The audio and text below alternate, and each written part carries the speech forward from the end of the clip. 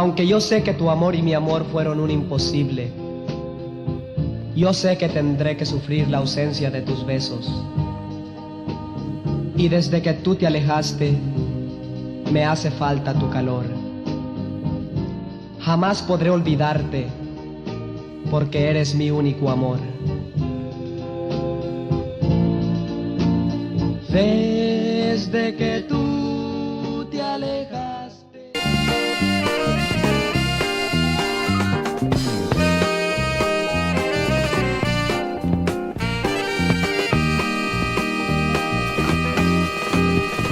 Eso que llaman amor, mi corazón lo sintió, no más contigo.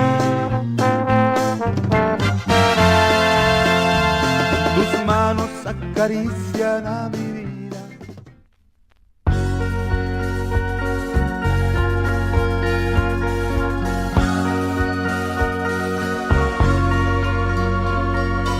Hoy amanecí pensando en ti. Es que anoche estaba. Corazón abandonado, ¿qué haces ahí con esta pena? Vamos a andar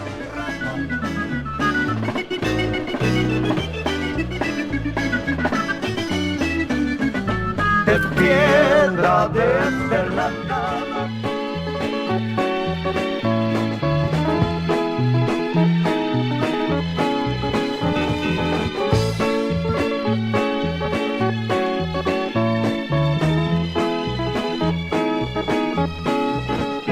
¿Qué más quieres, corazón? ¿Qué más quieres, corazón? ¿Qué más quieres, corazón? Si a todo te lo he dado.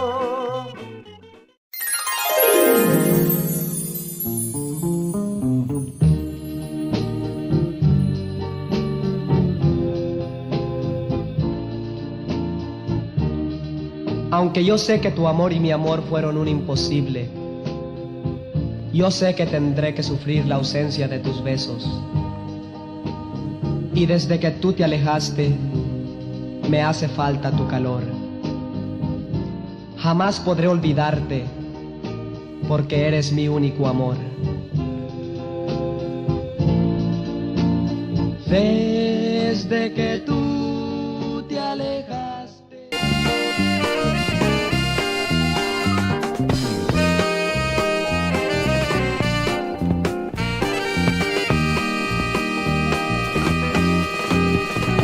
eso que llaman amor, mi corazón lo sintió, no más contigo.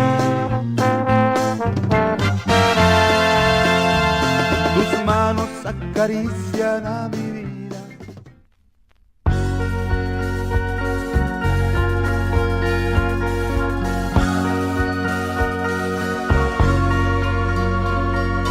Hoy amanecí pensando en ti. Es que anoche estaba. Corazón abandonado, ¿qué haces ahí con esta pena? Vamos a andar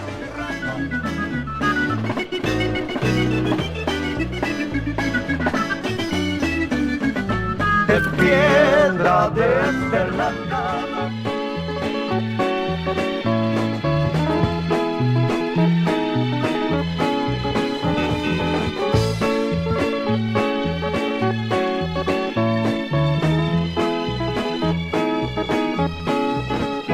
¿Qué más quieres, corazón? ¿Qué más quieres, corazón? ¿Qué más quieres, corazón? Si a todo te lo he dado. All right. Hello, hello, hello. Welcome. Saludos. Buenos dias. Good Sunday afternoon. I would like to welcome everybody that's coming on.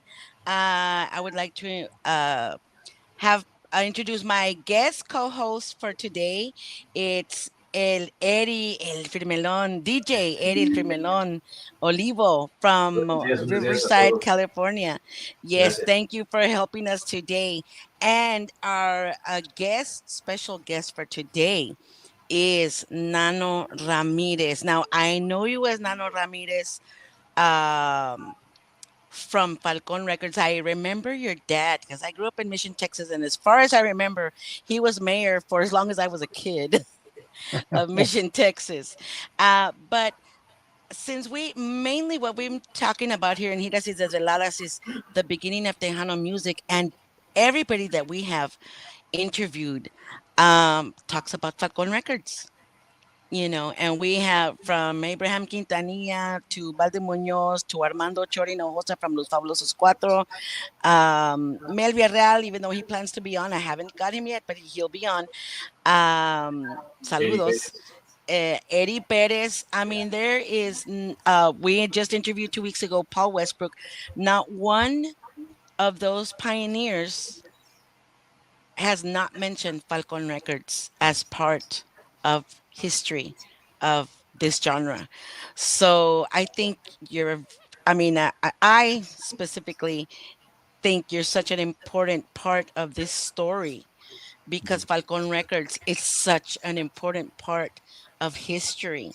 Yeah. And just from that promo, I just picked a few, and obviously starting with Los Mandrills because my dad was part of Los Mandrills, uh, and Los Casinos, Lori Jean's dad, Cecilio Garza, and Carlos Guzman, and Quien Melverral, and Los Únicos, and I could go on and on and on. But I would definitely very interested in hearing your part, your view of what was going on. I know we talked a little bit yesterday and you mentioned Los Dinos and we also had him on there. Oh, Los Dinos was on there too. So welcome to our show. And I just feel so blessed that you're here with us today. So talk to us about your experience and what was your side of the story of the beginnings of Tejano music. Well, my father started this in Mission, Texas, 504 Doherty, Mission, Texas, 1948 at the living room. Started out con música norteña. One of the first recordings era con Pedro Ayala. And of course, his sons eventually, went on for some, Los Hermanos Ayala. But back in the day, la música de acordeón norteña was just from San Antonio to Monterrey. And my father was lucky enough to discover Los Alegres de Terán, which I think are the Oh. pioneers. That Los Alegres de Terán and Falcon Records broke the barriers. We went international, not only nationally but internationally. Los Alegres de Terán and Falcon Records broke la música norteña, basically worldwide. And of course, Falcon at that time period in the 40s and 50s was mostly Gilberto Perez, Rubén Vela, Freddy Gomez, of course, like I said, Los Alegre Terán, Carlos y José, and, it goes on and on. A lot of legendary conjuntos. And I remember I left for the Navy in the mid 60s. And but before I went to the Navy, I used to go to the McAllen Civic Center to go listen to bands. And this is top 40 English bands. Los Dinos, de Brian Quintanilla, Sonny and the Sunliners. He had a national big hit called Talk to Me. So those bands were not playing at that time Tejano music. So when I went to the Navy, my father sent me a letter saying that he had just signed to record Los Dinos to do the first Tejano artist for Falcon Records. That was in 1966. And sure enough, the Los Dinos recorded their first 3 Tejano albums on the Falcon Light label. When I got it, that was typically the only Tejano band that was there, typically considered Tejano with the big band sound. But previous to that, before I left to the Navy, there was a band that was just starting up. I had my own band in high school and competing, playing nothing but top 40 music. But there was from the hood, there was another group that was starting off called Oscar Villarreal and Los Mandrills. Of course, your father was one of the founders with it, the bass player. And I went to go listen to him, and I was so impressed especially with the original songs that Oscar was performing. So I introduced him to my uncle Rafael Ramirez, who's my father's brother. And he's a renowned composer. He's the one that composed Llorarás, Llorarás, was a song that triggered Javier Solis into stardom, a movie star. And Los Panchos' first single, Nuestro Amor. And he's the one that discovered Freddie Fender, Valdemar Huerta, recording with Falcon Records as the bebop kid before the infamous name change to Freddie Fender. So I introduced him to Oscar and the band to my uncle, and of course, my uncle fell in love. Not only the new style, it was something different that hadn't been performed in either. There was no really Tejano then, because the Tejanos were the big band sound, starting with Isidro Lopez, Beto Villa back in the era in the 50s, before it triggered the evolution of Lil Joe, Sonny, Agustin, Freddy Martinez. So Oscar, it was something unique, that they had that gift, and especially his songwriting. Hello Baby Doll, man, it's still one of my favorite all-time songs. And sure enough, the first singles came out, and it became an instant hit. I remember the very first city that actually uh, they were wanting Oscar no matter what was Nuevo Laredo and Laredo. And before we knew it, Oscar Villarreal was a big hit on los mandrills in Puerto Rico. I mean, they were like superstars. And my father had just set up a tour for Puerto Rico. But before that tour came along, Oscar also used to play con los hermanos banda, conjunto and traveling on tour. So Oscar said, you know what, I'm just going to do my last tour with los hermanos banda. We're going to go to California, come back, rehearse, and get ourselves ready to go to Puerto Rico for the big tour. And then from Puerto Rico, we're going to do Mexico area. And I know if you don't mind, can I say we got right now one of the original Dinos, Mr. Rudy Buga Perales. He's tuned in right now, the bass player for Los Dinos. Oh yes, sure. Yeah, he manda saludos. He says, "Hola." We'll get to finish your story. Finish your story with Oscar Villarreal. Yeah, and then we'll go to Los Dinos. Unfortunately, when Los Hermanos Banda were driving back after their tour, had a flat tire, and Los Hermanos Banda musicians, they got out to fix up the tire. Oscar, they was asleep in the back seat. And unfortunately, a car came over and crashed the rear end of the car, and Oscar, of course, died in that accident. And the future, Oscar Mandrill, the future he would have been a superstar, Oscar. He was already El Muchacho de Oro. You all had coined him. And just so happens that I was on leave from the Navy, and I was glad that I was fortunate enough to attend his funeral. And it was a sad funeral because, just like we lost Selena, just her stardom was just starting, kicking off. And Oscar Villarreal, we saw him the same way we saw Freddie Fender, the bebop kid. He says, this is our next superstar, Oscar Villarreal. And unfortunately, he passed away. Wow. Yeah, I like to tell people he was like the Richie Valens. He's like the Richie Valens story of the Valley. Yeah.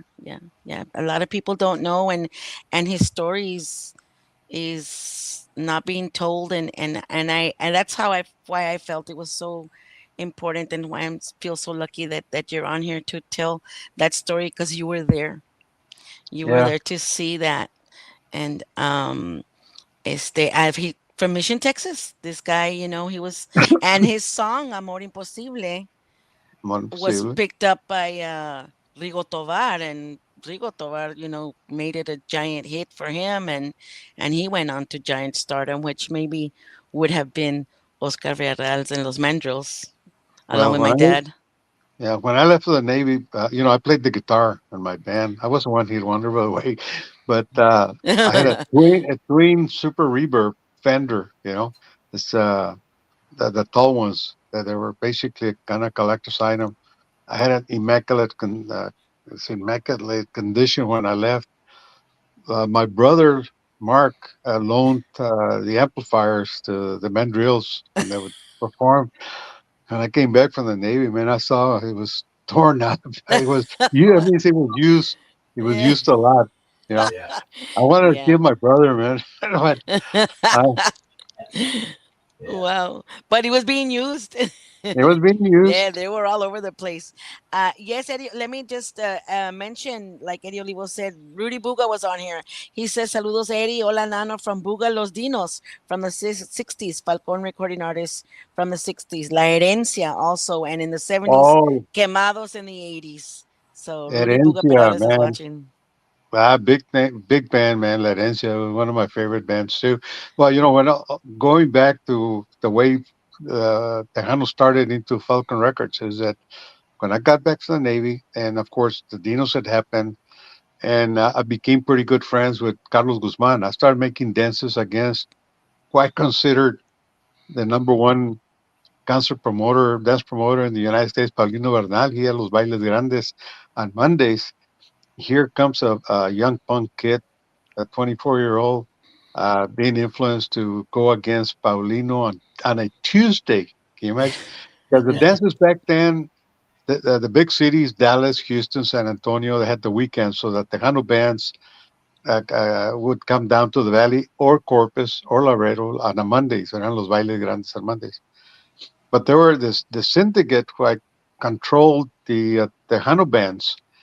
There was the Zuniga Brothers in Chicago. There was Johnny Gonzalez in Dallas. There's San Antonio, Corpus Christi, Huicho Garcia, California, El Gordo Delgado, Domingo Peña in Corpus. They basically controlled the bands and dictated to the Tejano bands their pay. But there were other bands that were not in the syndicate, like the Mexican Revolution, Tony de la Rosa, Freddie Martinez. Freddie Martinez was just starting out. But Freddie was the one that was stubborn. He says, "I'm not going." But he would still got booked by those other cities, but he wouldn't play McAllen con Paulino. So I got dared. Well, my father used to make the dances at the McAllen Civic Center like every 3 months with Discos Falcon, Conjuntos Norteño. So I said, you know what? I'm going to give it a try. I'm going to. Paulino Bernal was an icon. He had the biggest band in the country back then, Conjunto Bernal. He had a TV show. He had a record label. And here, me, an unknown kid, mocoso, going to go on Tuesday night. And I booked my first gig was Ruben Ramos and Tony de la Rosa. And, from there on, Paulino and I competed against each other for a year and a half. Eventually, Paulino went into the religion, and it was the best thing for him because he became a multimillionaire. Airplanes, churches, and whatever. And I stayed. I didn't have any competition. There were 6 years at the Civic Center McAllen. Then, of course, I built the infamous 30-year history of La Villa Real, which is another story. But at that time, when I became good friends with Carlos Guzman was on contract with Timpaco Records, a local record label. And I was able to convince my father to buy the contract from Impacto. So Carlos Guzman became a stable and part of the history, and he was my father, my father's second assistant for the company, and I got involved so many other ventures myself that he became real close with my father. But then from there we started picking up bands. Los Fabulosos Cuatro was my friends. Then we started recording Los Chicanos, your father, Yeah. that came from, of course, los mandrills. Then La Herencia, and then Tortilla Factory, man. When La Familia left Little Joe, La Familia, they converted into a group called Tortilla Factory with Ham was the leader, but the singers El Coyote y El Charro Negro. Mhm. And then, then we got into, of course, Cecilio Garza, other local bands, countryfied like Bo Garza, Stevens Barroom Buddies. There were Country Rollin' was Tejano Country. Uh, I had forgotten about Los Únicos they had recorded also con Falcon. Sangre Viva también. Uh, there are quite a few, a lot of history. Yes. Alex Ferrell is saying also La Movida, the Ricky Smith. Oh yeah, La Movida. Yes, and of course Los Dinos, but the history, like we are talking about earlier, that I went to this. I had seen Los Dinos at the Megan Civic Center. English, I didn't know them, of course, but I would attend the dance in high school. When my father said that, or Abraham has become, of course, a very, very good friend. And he was telling me that when he was trying to go into the Tejano scene, he went to go visit Johnny Herrera in Corpus Christi. Johnny Herrera at that time was the biggest composer for the Tejano bands. And Johnny Herrera says, well, go visit Mr. Ramírez, Falcon Records in McAllen. Of course, he came. My father got Los Dinos on the contract. Of course, the rest is history. But Yeah, yeah, and like I said, everybody that you mentioned right now, we have uh, a lot of those that you've mentioned. We've already interviewed, and everybody mentions Falcon Records. So, would it be fair to say that Tejano music started at Falcon Records? no, I think the big band sound, the evolution of Tejano, of course, was, like I said earlier, started with Beto Villa, which is Falcon record artist, Okay, Rafa Purrias, and Isidro Lopez. I can't remember the label he used to record on. But then the big band sounds, I think, started more in San Antonio. okay. Like even though Lil Joe was from Temple, he was associated with more in San Antonio. Sun and Sunliners, the Sun Glows, Latin Breed, Royal Jesters, all that out of San Antonio. So basically, I kind of consider San Antonio as the hub of the start of the big Tejano, band, the Tejano big sound. band Tejano, and then there's the keyboard Tejano, which my Los Chicanos played. Yeah, yeah. There was in the kind of a hadn't really thought too much about Chicanos being, because there was a big band sound, but they were still under the category, the umbrella Tejano. But then the evolution started with El Grupo Más. Grupo Más came in and revolutionized. That's where La Mafia and other bands like that started out. And then it got revolutionized again by Roberto Pulido y los clásicos making it countrified. Ahí salió Remy Herrera, Emilio Navaira. And then here comes another evolution with Selena, making it more of a pop. So it went from the big band sound, to the keyboard, con la sombra también, and then Roberto Pulido, Countrified, and then to the international of Selena. And Ye- unfortunately, right now it's kind of stagnant, la onda tejana, pero still Well, alive. yeah, well, we're working on it with this show, and that's what I've noticed, that there's a gap, and we talked about it. Eddie Olivo and I talked about the gap as well. That there's a whole group of people that kind of missed. I think I don't know. I've been busy, with life and was being the teacher and all that, but it seemed to me like after Selena passed, everything kind of slowed down. I feel like we were playing. We were on the road with my dad, and we were playing when Selena was playing, and I felt it. As Selena was getting more popular, we were getting more gigs. And Yeah, everybody wanted to hear Tejano, and and she was kind of you know, with her little sack, bringing everybody behind her, as she was, opening up these doors, we were behind her, and we had more gigs. We were just playing from Tuesday to Sunday everywhere. And after she passed, that kind of slowed down. yeah, So, yeah. It took yeah, the work out of my mom. Yeah, I agree. yeah, and that was just our personal experience. So there's that gap of people born after Selena's death, and some have been exposed, but not a lot. It's not heard anymore, and there's been talk about what's going on with Tejano, and some people say it's dead, some people say it's alive. I'm not into the controversy. I'm into let's solutions. Yeah. you know. It has also gone a different era, like este Jaime Dián de los Chamacos, Intocable, and they say it's Duelo, are they Tejano, not Tejano, see, so it's it covers that umbrella. The Tejano covers now a lot of genres, got types of music. And that's what I would think, that would be our strength, to unite and say both. Like right now, there's mariachi, and then there's conjunto, and then there's Tejano. But aren't we all Tejano? If we all kind of, like you say, get under the umbrella of Tejano, Yeah. and unify ourselves and say, okay, Tejano conjunto, Tejano mariachi, Tejano cumbias. Some people are calling the what, tejumbias or whatever. Uh, and then and then there's the question of frontera. I mean, these guys Yeah. exploded, and they're from Edinburgh. Yeah. They're from Edinburgh, yeah. They're Can you from Edinburgh. believe 2 years ago they played at Borderfest in Hidalgo outside for $800, and then 2 years later they just came out on a Nightline, and when they played at Payne Arena a couple of months back, 2 sold-out shows at the arena. Two Yeah, sold-out and shows. and and see, I maybe Tejano needs to incorporate the, how did they get big? TikTok. No se va was on TikTok. It went viral. They went viral.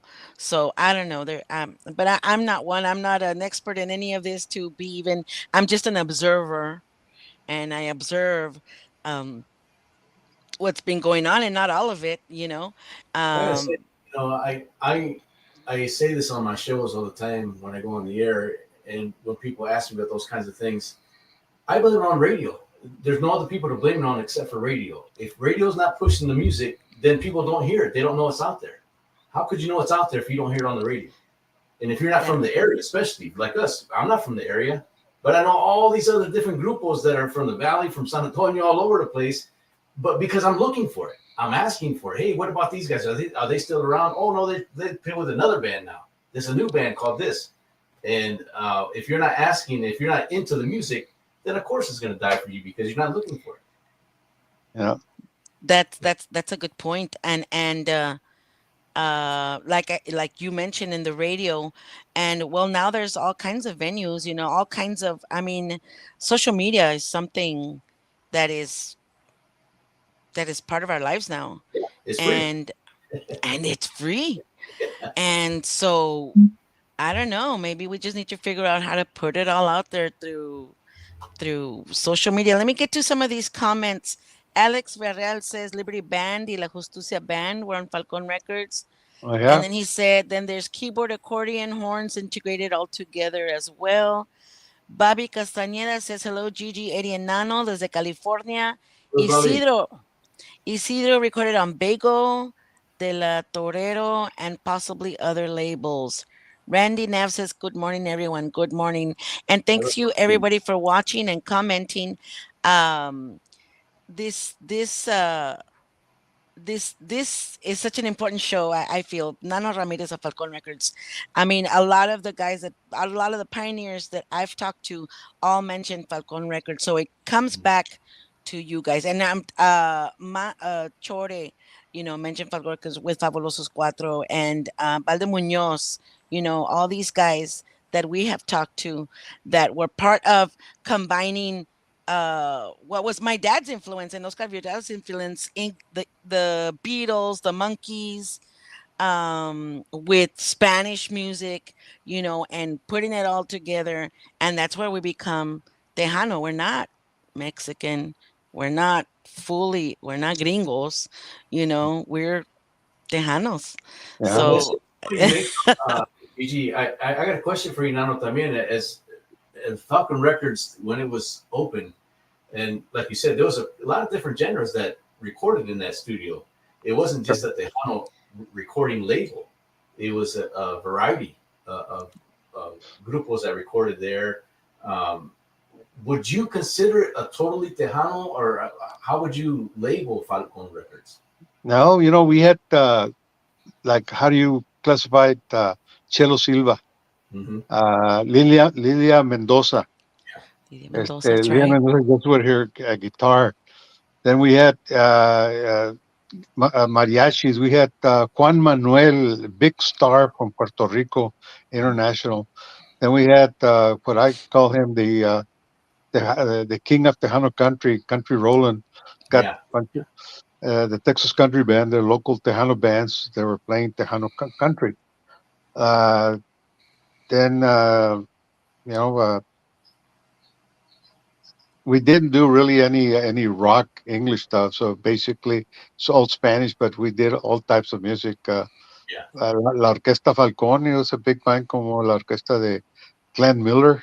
Falcon Record had a bunch of albums. When my father tried to Right. promote Discos Falcon, he created La Banda Discos Falcon back in the days where the bands used to put on a show. The saxophone players and guitar players would move, and that's basically also the origin of Isidro Lopez and Beto Villa from the Glenn Miller era.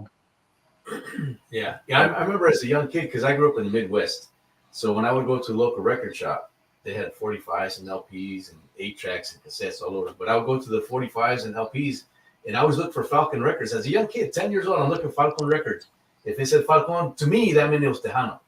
So I'm Yeah, going, yeah. and then I find Country Road. Like, wait, this ain't Tejano. What's going on? So that, as a young kid, I realized then, hey, it's a record label, so they're going to get people who want to record. It's a business, Yeah. So if you're going to record, and we'll get some studio time, and we'll do it that way. But it's going to be our label, Falcon Records, And I had to, as a young kid, I think had to think about it. Wait a minute, that's my mindset is Tejano Falcon. Then I realized, yeah, it's not all Tejano. So There was the era of the 50s and 60s that Falcon was a headliner, the biggest label with the biggest música norteña. Like earlier in the show, I mentioned Gilberto Perez. He was the first artist that had a double-sided hit con cartitas y mi parranda, 45. All the 45s back in the hits, they had the side A and side Bs, and always they only had the side A was a hit. And then we had Freddy Gomez, Los Hermanos Ayala, Pedro Ayala, Rubén Vela, Carlos y José.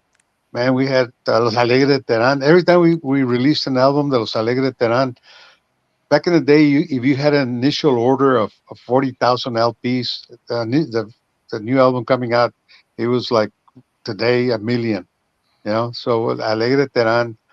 Uh, big then we sellers. had, yeah, it was that era of the conjunto, man. We had them all. We had all the superstars at one time. Yeah.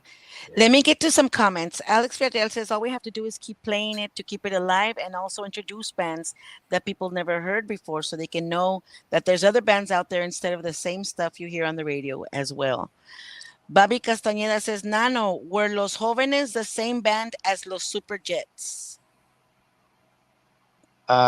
Yeah, I think so. They were Los Incas. They're the ones, the band, Los Jóvenes, that backed up Carlos Guzman there for a while. When Carlos Oh, Guzman uh, uh, left kind of Los Fabulosos Cuatro, he needed his uh, big band backup sound. band. So he got Los Jóvenes from Lubbock. And then after Los Jóvenes went independently, which we also recorded an album, Los Jóvenes, Carlos Manuel, Los Incas, Sergio Muñoz, Los Incas, here from the Valley. I don't even remember Oh, wow. Sergio Muñoz, and but Sergio no, Munoz, the one that was a state representative? yes, that's Right. yes, Yeah, he actually played trumpet on one of my dad's songs. really, Uh, yeah, I yeah. played it for Paul Westbrook. Paul Westbrook says, "Hello, boss. You are the man." Well, we were talking about Paul Westbrook. He's the one I give credit to grow the recording studio of Falcon Records.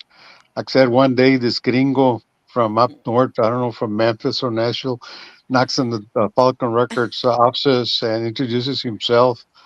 And he wants to, at that time, like I was telling you earlier, I had lived the evolution of the recording where before tape, the only thing that you recorded on was an acetate.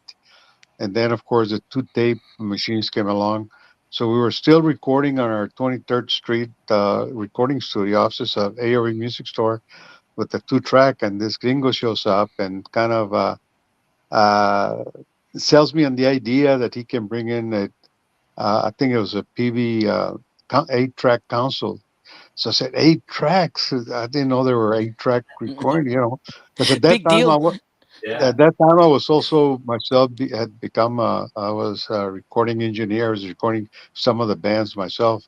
So and I thought I was real creative.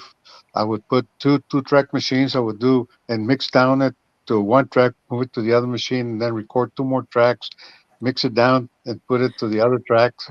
But then when he came in with an 8-track, says, "Man, this is amazing." So at that time we had acquired Bego Records, and Bego Records had a what do you call it, white elephant building, and a big building that was meant to be a recording studio. So we bought it; it was empty, and Paul Westbrook was instrumental of getting us and buying some equipment from RCA Studios in Chicago, where Elvis Presley recorded some of his early hits. So Paul went out there and he bought all the equipment and installed the first 8-track recording studio in South Texas. And then from there, he eventually became our head recording engineer. Uh, Recorded a lot of hit records for us, and of course from there we went from 8-track to 24-track to 48-track, as digital, and so he's part of the Falcon record history, and I love the man, Paul Westbrook. Yeah. I can hear the difference in some of the recordings from back in the 70s and 80s to now, and even in between there. And I'm listening, and it's like, wow, why isn't it as good as it was back then? It seems like it got worse at one point. Like, what are these people doing behind that mixing board? Don't they know how to mix music? Because there's some music out there for some big groups that release some LPs. I don't want to say their names, but off of CBS International. It's like, well, I thought that was a big label. Don't they know how to mix this music? I don't understand how something like that could happen. Like the Oscar Mandrill's recordings, they were done on a 2-track, but there was no reverb, nothing. You couldn't add echo, couldn't do any effects. So, well, my father used to do, or we used to do after the recording, send it to where the song would get mixed into the acetate, and we used to tell them, or the master tape, to add some reverb. So before Paul Westbrook, got us into innovated us with where we had our own and also Paul Westbrook got us into the synthesizer. Oh. And Lil Joe, I think, of course, independently from us, uses synthesizers on Las Nubes. Here's those violins. Yeah. So Paul Westbrook also got us into that era, utilizing the synthesizers. Yeah. You know what? A lot of good sound. You have a point, Mr. Olivo, because when I was putting just the promo together, the sound of all of those songs from Falcon Records, the sound is tight. The sound is beautiful, and it's so complete. It's full. It's like biting into a big hamburger. I don't know. It's full. It's, CBS National, that EMI, some of those people who were doing those mixings, they're like, who hired these people? Why was it even released like that? And those recordings were done at the 2-track recording studio with no reverb, with 2-track. And the engineer for those songs was one of los Alegres de Terán. He was also a recording engineer, Tomás Ortiz. Yeah. Wow. Yeah. Let me get to some comments. Hold on, guys. Mario Salinas says there's no more local radio stations playing the Tejano music. Being so close to the Mexican border, they're really pushing the norteño and cumbia style reggaeton sound targeted more to the younger crowd. And Joe Leal says saludos y bendiciones. Saludos, Joe. And Alex Villarreal says, did he record Los Cuatitos Cantú also? Cuatitos were on the Falcon label, I think. Oh, yes. Yeah. All the recordings, Falcon Los Cuatitos, Yeah, there's many that we haven't mentioned. There's so many that have recorded Falcon Records. Yes, numerous. Wally Gonzalez. Yes, Wally Gonzalez. We had a lot of big hits with Wally. Ali Raul Gonzalez, yeah. Gonzalez. I Yeah. just saw him fairly recently at the breakfast for the Tejano Legend Pioneers breakfast. He was out there and such a sweet man. I told him soy la hija, somos las hijas, estábamos yo y mi hermana Mary Lou, y le dije somos las hijas de Juan Guerrero, and he literally openly cried. He just cried. You know, He real quick, just before we go any further, I want to say, sending many prayers to Johnny Canales and his familia. Hopefully he does better. I heard he's really sick. yes, yeah, yeah. Saludos Yeah. to and Big prayers to time. them out there. Hmm. Yeah. He was the only artist. He was one of two artists that when Paulina and I were doing, we were in competition of each other, that he would flip flop. Would play with me one week, and the next time he would go Paulina. Johnny Canales, yeah, good friend. Yeah, I never got a chance to. Yes. I saw him in Vegas a few years ago, but I never got a chance to meet him and talk to him. But I've been watching him since he came out in the '80s with his show, Johnny Canales Show. oh yeah, yeah. A lot of Yeah. good bands. Yeah, but your Falcon had what was it called? Fanfarria Fanfarria, yeah. Fanfarria Falcon. Before the Johnny Canales show and Yes. before, yeah, Fanfarria Falcon. We were syndicated on 200 TV stations in the United States. It was the Wow. biggest Latin 1 hour program initiated here from West Laco, KRGV, and Yeah. mostly we had all Falcon record artists. Once in a while, we had special guests, like bands that would play for me on Los Bailes Grandes Míos Tuesdays. I would invite them, like Sunny and the Sunliners. Another great Tejano band that we had a lot of hits with, I just remembered, Carlos Miranda. Oh yeah, Carlos Miranda. And Yes, a good friend of my dad's. Yeah. and then my compadre, was a brother-in-law de Joe Bravo. Joe Bravo was one of my staple artists for all my Tejano dances. Este, Joe Bravo got sick temporarily, so we're trying to replace his brother-in-law, Eddie Keller, who managed Joe Bravo. Needed another band to survive, right? Because Joe Bravo was kind of uh, kind of retired for a time, so he got this kid and they named him Chris Bravo, and to follow the steps of Joe Bravo, like a brother, but he wasn't. So Chris Bravo is also in the stable, in the history of Falcon Records. Wow. I got his albums out here. He did And, some good stuff. There's lots of good music on him. and then singers that came out of Los Fabulosos Cuatro, besides Carlos Guzmán, there was Alberto Gallegos, that eventually went with Adalberto. the Latin breed. And then there was Eddie Perez. Yes, Mr. Well, Eddie Perez. on my one hit wonder album in high school, Eddie Perez. I had a 5-piece band, and then I increased it into 3 saxophones and a trumpet. And my one of the sexes of my lead singer was Eddie Perez, the last year of my band called the W- Chapala Beat Boys. Wow. You guys recording anything? Yeah, as a matter of fact, uh, I, I used to play my band in high school, played top 40 stuff. Uh-huh. And then we recorded instrumentally for Falcon Records, the label. And our name was The Unknowns. And my father says, I can't name the band The Unknowns. In the Spanish, the Beach Boys at that time were huge. Those Beach Boys. So my father said, we're going to change the name without even asking me. He did it on his own. He called us the Chapala Beach Boys, like the Mexican Oh Beach Boys. yeah. And when I had one hit. One of our singles kind of was a big hit in the East Coast, and I was in the Naval Reserves. I already had so many deferments. We were going to go on tour, but the Navy says, no, you're done with the deferments. You're coming active. So the band, of course, separated, and 4 out of the 7, we all went to active duties in different branches. Wow. And while I was stationed in Panama, I used to go visit the local record shop in Panama Canal Zone, and because Falcon Records, we had distribution all over Central South America. I used to go visit countries like Colombia, Peru. I used to go directly and leave and go to record shop to see if we could see the Falcon record product. And while I was at a record shop in Panama, I saw a survey 5 countries, and I got the proof. There's in Costa Rica, I'm the like the number 4 top 40. I was in number 4, and Wow. then Venezuela, I'm like on the 20th, but I Wow. was already in the Navy, and I want to shout out the record shop. Hey, that's me, that's me. It's funny you say that. When I was stationed in Okinawa, Japan, I just went out because they had some record shops up there too. In 2000, I think it was when I was out there. I was just looking through the LPs, and I found 2 LPs of Steve Jordan. So in Okinawa, Oh, it's like wow.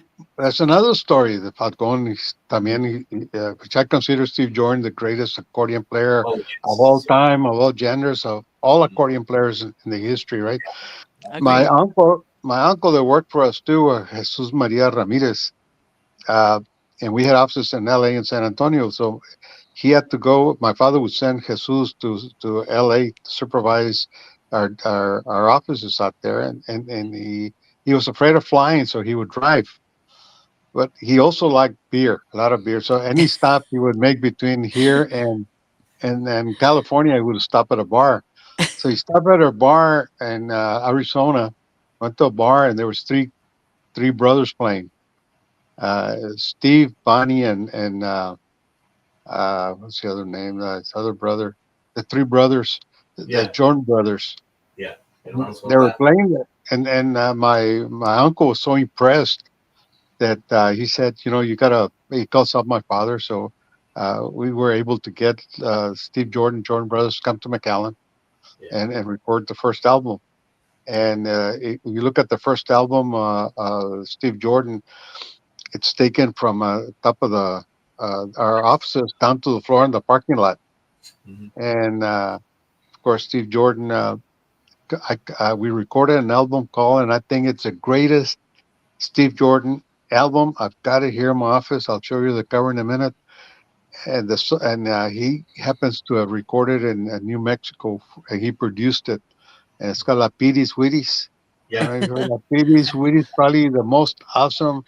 And then on that, there's a cut there, Georgia on My Mind. Oh Mm-hmm. man, that song, the way he recorded, Yeah. it blows my mind when I listen to it. Yeah. He was amazing. Everything he did. Yeah. Oh Yeah. man, He played different instruments. when we recorded like on the second album, we did it in Joey Recording Studio in San Antonio. And at night, after the recordings, he record during the day, and then at night he would play at the club. I was amazed the first time I actually got to see a performance. Man, he played like 5, 6 different instruments Yeah. on the show. He would play the guitar, the bass, the drums, a horn. I can't remember how many other instruments. Man, he was so talented. Talented. Yeah. Yeah. I read one time it was over 30 different instruments that he knew how to play.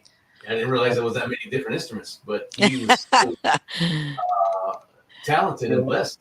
Yeah. So to me, in my eyes, he's the greatest accordionist in the history of the music industry of the world. Well, yeah. I mean, and we can claim him Germany as Tejano. Did you know that? What's that? Germany made an accordion named after him. Oh, really? Yeah, there's an accordion labeled Steve Jordan or Jordan accordion. Wow.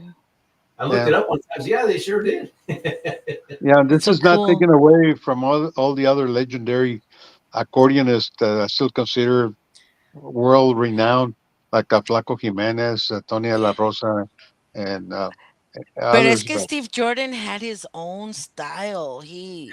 yeah, it's I mean, Jess. yeah, and Yeah. it's just so Progressive jazz, smooth. yeah. You know, Yeah. for me, people say he's conjunto, but I always say no matter what he did, I'll play his music. I won't play conjunto on my shows, but I'll play anything of Steve Jordan. Anything. Do you play La Piris Wiris? Oh yeah, yeah. I'll play that. Well, check out Georgia on My Mind. Yeah, I have it right here. It's on the LP from 1965, Los Hermanos Jordan. Yeah. Yeah. Amazing. Great Yeah. album. So let me just address. Thank you to Norma Salazar, Alex Castillo, Jesse Spindola. Jesse Spindola says it's the recordion. Wow, it's the Saludos, Honor Jesse. accordion. Jesse Spindola. Alex Fidel says a lot of artists back in the day were very ahead of their time, doing things on their own and creating magic. That magic. That's a good word Ah, for Esteban yeah, Jordan. yeah. Yeah, that's a good one. Yeah. Mhm. And by the way, getting you guys together, you yesterday I talked a little bit to Nano, and you asked me if I had the 45s of those promos, those songs that I used in the promo, but I don't. But maybe Mr. Eddie Olivo might. Eddie Olivo is also a collectionist, aren't you, Mr. Olivo?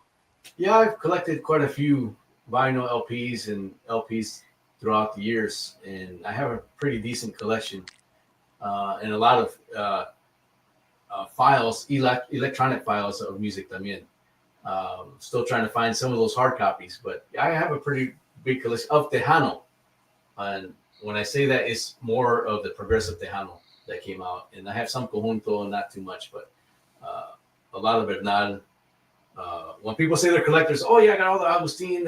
Well, there's other grupos besides that were out there, and that's what I'm always searching for grupos like that, like Nice Band from McAllen, Texas, those kinds of bands, Cielo Band from out there in Corpus area, different bands all over the place. But if it's a Tejano progressive band, more than likely I pretty much Yeah. have it in the collection. Yeah, we're talking about legendary band singers that came out from Los Fabulosos Cuatro chingaderos, Chacha Jimenez, Yeah. that came out Yes. from Conjunto Bernal, and then Los Fabulosos Cuatro. Yeah. Yeah. So, David Lee Garza has got so many singers come out of Los Musicales. Los Fabulosos Cuatro also had a bunch of lead singers come out of Los Fabulosos Cuatro. Hugo Yeah, and Montero, Perez, Joe Lopez sang on with him a couple Yeah, songs. You yeah, know, yeah, uh, like Balde Munoz mentioned that a lot of other bands and singers all kind of were spin-offs from the original group of maybe Los Fabulosos Cuatro and Los Únicos and stuff like that. I need to make a special shout out to Lori Jean. She's Lori my Jean.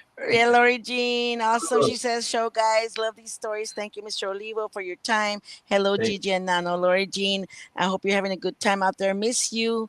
And Jessie Spindola says, eso mi firmelón. Yeah. So, you. yeah, Mr. El Firmelón has a lot of old school music that, sorry, has been lost. Yeah, We just lost our correct. dad stuff. We Make a lost our correction dad what I stuff. said earlier. Nano is Steve Jordan y su Super CIA band. That's the name of the LP. That Speedies Weedies, Georgia Mama, y Volveré. A lot of good songs on there. Oye, ¿cómo va? yeah. Yeah. Great Bobby LP. Castañeda says, Nano, in your opinion, what impact did Los Fabulosos Cuatro have on our music in the early 70s? Good question. Uh, the voices, I guess, before the Royal Jesters and the Fabulosos basically introduced a kind of a new era also of Tejano. So yeah, they're pioneers. Yeah, with Pioneers. the keyboards, Chore at the keyboards. Oh Yeah. yeah, he's probably considered one of the best keyboards. Junto con Brendan del Grupo Más. Mm-hmm. Brendan and Yal Chore. Yeah. And, Juan Mendoza Jr., he says, saludos from Tejano TV. Saludos to my brother Eddie Olivo. Juan Mendoza Hey, Jr. has Más Chingón Radio, and he also has Tejano TV. And this guy, talk about picking up Tejano. This guy has a Tejano TV channel altogether. It's a Roku channel, and he shows our show 2 or 3 times a day on that channel, and it's also an app. You can download the app, have it on your phone, and watch through there. So thank you, Mr. Juan Mendoza, for promoting Tejano music. If you haven't seen that show that Juan Mendoza has, is called Tejano TV. He's got a lot of good videos on there, a lot of good stuff on there, interviews, all that good stuff. Great show. Yeah. So, and a lot of the up and coming. Paul Westbrook says, Nano, talk about Marco Ramirez. He turned out to be a great engineer. Yeah, my brother Mark. Yeah, he was the bands that used to record on the Mark, like Juan Hinojosa de los Fabulosos Cuatro. They would be recording a song, and an hour later says I've probably already done 2 or 3 recordings, and I would come back and they were still on the same song. And one would say, "Man, that's Mark, your brother, man. He's so technical. He has to go do it over again." He had that ear, you know. And of course, he learned. I think it was just natural, even though he wasn't educated in the music. He just picked it up. But he also got trained by Paul Westbrook. He was under Paul Westbrook, right? But yeah, he was a great recording engineer. And I'll mention again, I mean, I can hear those songs were from the 70s and they are just the sound is just so full. I don't know how to explain it. The sound is so full. So, Tiene todo. Claro. Yeah, and you can hear it. And some sounds even nowadays with all this technology, you don't hear that full sound. Le falta. Le falta. Let me ask you this, is the vinyl itself, is that part of it having a good sound that contributes to the good sound, or is this all just the mixing itself that's all the reason it sounds like that? Is the vinyl itself give it any kind of purpose? Because I know some vinyls are thicker and some vinyls are real thin and flimsy. You know what I mean? Yeah, man. Good question, man. Good question. Got to think about that, right? It's interesting question. Yeah, because I've noticed that a lot of the Falcon LPs they weren't really thin; they were pretty solid. Yeah, LPs, when you put them on, and the thickness of them. And I always thought, well, maybe it's because of the thickness. That's why it sounds so good, And every time I hear Falcon record compared to another kind of label, I can really tell the difference. It's a huge difference to me. I don't know. Maybe you guys just had the complete high elite sound equipment. I don't know. Yeah, we were getting our records pressed in San Antonio while all the other companies were being pressed, I think, in California. So maybe that the pressing plant on the thickness of the vinyl made the difference. Yeah. Whatever be. it was magic. Because I've had LPs that I purchased from 77 and they still sound clear as day one.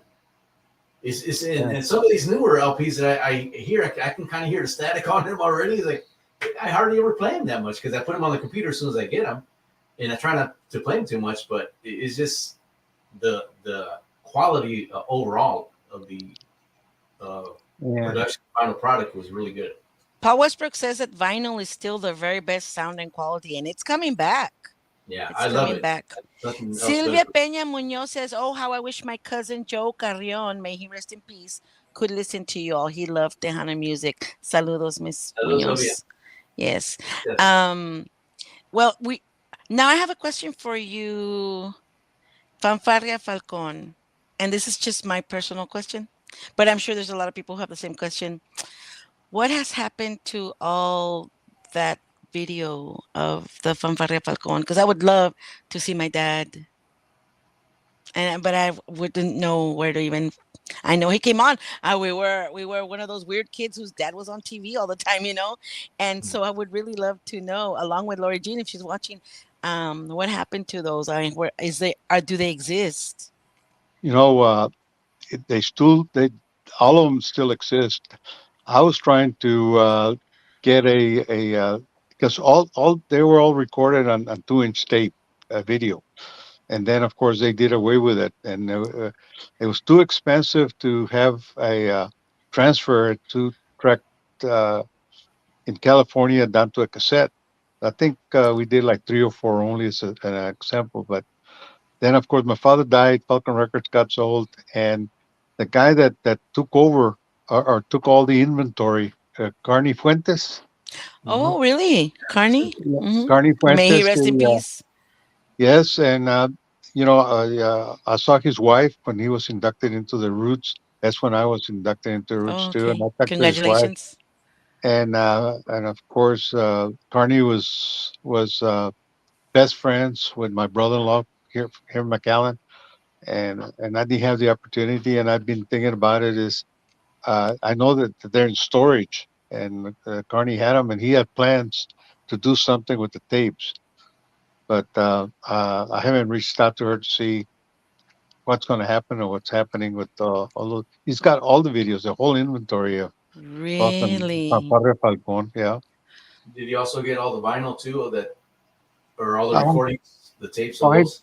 why did you remind me of that? It still hurts me big time.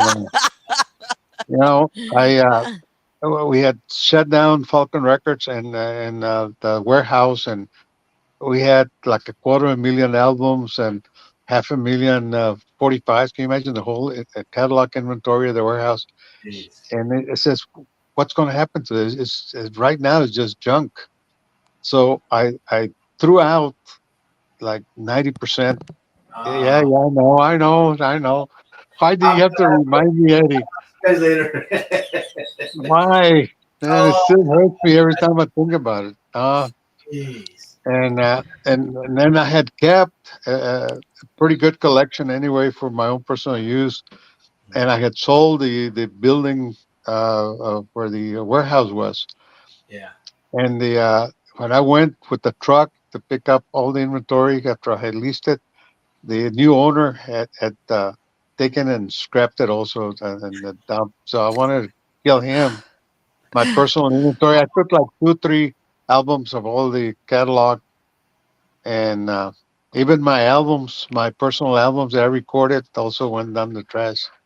But Oh, Oh, then Eddie, why do you have to bring the subject up? oh, that is tragic. That's Uh, that man. is That's so sad. I mean, wow. sad. Even the uh, actual recording, I guess the tape recordings of the audio recordings, they're all gone yeah, too. yeah, yeah. The other recordings, we wound up selling the bulk to Capitol Records in Mexico, Uh, uh, Hootie Records, Holy record. California. There was a distributor called out of Dallas. They distributed records all over all the department stores in the United States. I can't remember the name of the company. Then we sold some to I think we sold to Carney. Carney bought a few Carlos Guzman and a couple of local Tejano bands. Yeah. Because Carney also had his own Yeah, he had a uh, website. Mhm. website. Yeah. Yeah. So Let me go if ahead. you let me just real quick get to some uh okay, Laura Jean had said Joe Carrion was a wonderful person. May he rest in peace. Jesse Spindola said, y'all have a good day. Going to do my show. Have a blessed Sunday. All Go, right, Jesse. y'all have a good one too. Bobby Castañeda says, Nano, did Melvin Real name a polka after you? Are you that Nano? First, I didn't even know there was a polka called Nano. Really? Man, Nano's polka. I Nano think polka. Adi Hey, talked about it. really? Man, I gotta ask him. I have no idea. I never knew that. JJ Salinas says Paul Westbrook mentioned Carney had purchased the Fanfarria Falcon videos and would have to have them cooked or something like that in order to restore them. Oh yeah, Paul Westbrook did talk. Thank you, JJ Salinas, for reminding me. If Lori Jean were on, I sent you a link by the way, in case you want to come on, Lori. Alex Villarreal, been into Tejano since I was 4. I think Eddie Olivo for introducing me to more and more Tejano that was out there when I was barely starting to just DJ, just Tejano on the big thanks for his wisdom and all he does. Gracias, Thank you, Alex. Alex. Bobby Castañeda says, was it Rangel Record Distributors? Rangel Record Distributors? Rangel, no, Rangel.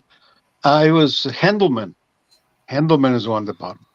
Oh, okay. I think maybe Rangel Records, they were one of the biggest distributors also, but they, I think maybe they, I can't remember, maybe they did buy a couple of masters. Mhm. Wow. Lori Jean says Carney wrote so many great articles about Tejano music and artists on his website. Lori Jean, I already sent you a link. You can come on if you would like. Thank you.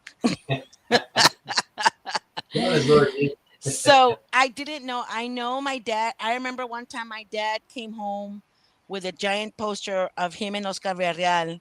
and he said, me habló Carlos que they were throwing stuff out, and I went y estaban esto en el callejón. I'm like, and we remember we were shocked, and another big poster, a promo poster of Los Chicanos, and what do you mean they were in the callejón? And I guess that's what you were talking about. They were just put out there. Yeah. Did you collect posters también from those times, Nano? Yeah, we had giant. Well, they were like that we used to produce and send them to all the record shops for display. They were cardboard. They were probably a 4 feet by 3 feet, something like that. Yeah, they were big. Yeah. Wow. Juan Mendoza Jr. says, I learned a lot from Eddie. He has shown me a lot of the Tejano estilo from the 80s that I missed out on. And he sent me a bit of records that I love and still listen to on the turntables. So kudos to Mr. Eddie Olivo. Yeah, so thank you, Mr. Eddie Olivo. También you're a big part of what resurgence of this old school Tejano that we're being exposed to now. What is that you're behind, Mr. Nano Ramirez? Well, that's what I'm sure you were talking about the poster. I did retain one poster, the size, and that's a poster up there. It's on my band. Oh, wow. Chapala Beach Boys. Yeah, see up there. What year was that? That was 1966. It's the year I was born. 1966. Wow. The year you were born? Really? Yeah. Jeez. Yeah. Yeah, you know what? Now that you're mentioning that, I didn't realize that. Well, this sounds bad the way I'm going to say it. I didn't realize your age. Okay, I'll put it that way. I didn't realize your age. I thought you were like my age, and I thought, how could he have known all that stuff if he was a kid? Because I was a kid when all that was going on in the 70s. But I guess you were there around when all that was going on, when all that was going down. Well, I'm about to be 80, man. 80 years old. What? Yeah. Oh, wow. Everything seems like you're really highly good in good shape, you know? Yeah. I think so. You're holding up yourself very well, sir. Yeah. Oh, thank you very much. You know who else is in the 80s? I just talk because he calls me once in a while. Ruco Villarreal from San Antonio. You know him? Ruco Villarreal. Yeah, he was another Falcon artist, man. Ruco Villarreal. Como que no? I hadn't thought about Ruco in a long time. Yeah, he's one of those guys.